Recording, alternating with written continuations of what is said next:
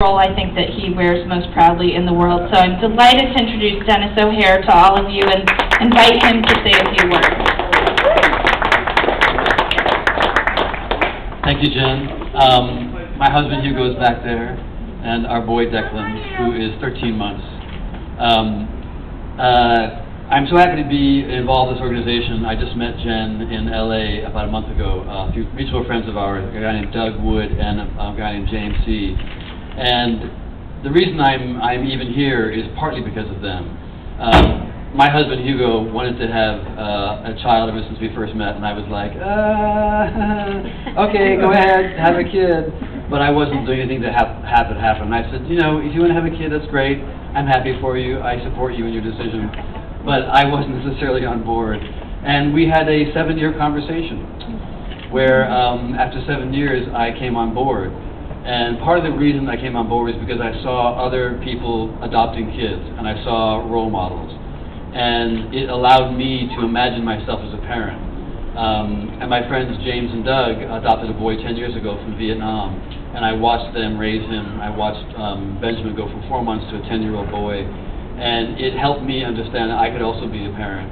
And I don't know, it's because I was born in 1962, but I have a different sense of what I'm allowed to do as a gay person. And it wasn't until I started thinking about adopting a child I realized I still had this incredible homophobia. Because what I realized is that I didn't know if I wanted to walk through the world with my husband and a baby, because then people would question me. Why do you have the right to have a baby? How can you be a parent? Are you allowed to be a parent? Is it natural for you to be a parent? And all of these thoughts were going on in my head, and I didn't even realize that I was having this struggle until we actually came to the idea of adoption.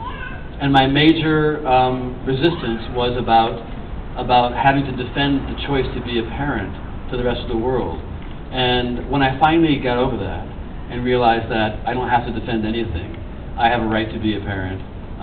Being a parent is it means that you love a child.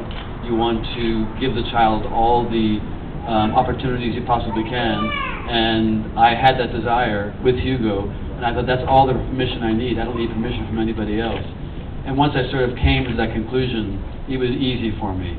And what I found is that people approach us all the time now and say, oh, is this your child? And I say, yes, we're actually foster parents, and we're going to adopt them to the Brooklyn foster care system. And, well, how does that work? Can you help us? We're interested in that. And I'll give them my card, and I'll say, please call us anytime. So we're now becoming the example to other people.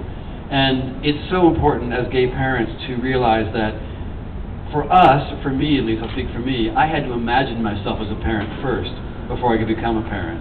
And that act of imagination only happened when I saw role models in the world. So organizations like this are so important for us to go out there and actually show the world, here are healthy, happy gay families. This is not only possible, it's something that is desirable. And so I'm really happy to be part of this. Thank you.